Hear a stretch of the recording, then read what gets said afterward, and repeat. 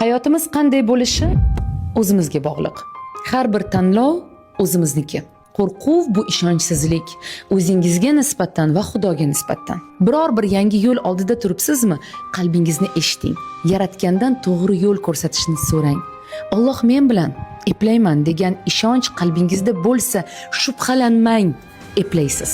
O'zingiz istagan, qo'lingizdan keladigan ishni boshlashdan qo'rqmang va qadringizni bilmagan odamlar yonida qolmang. O'z ustingizda ishlashdan, o'sishdan to'xtamang. Yangi yo'llar doim bor va ular doim siz uchun ochiq. Hammasi yaxshi bo'ladi.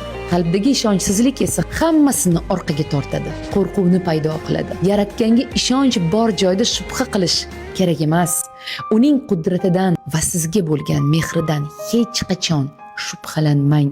Yaxshi niyat bilan boshlagan har qanday xayrli va ezgu ish siz kutganingizdan da chiroyli bo'ladi. Chunki unda yaxshilik tomon harakatingiz bor.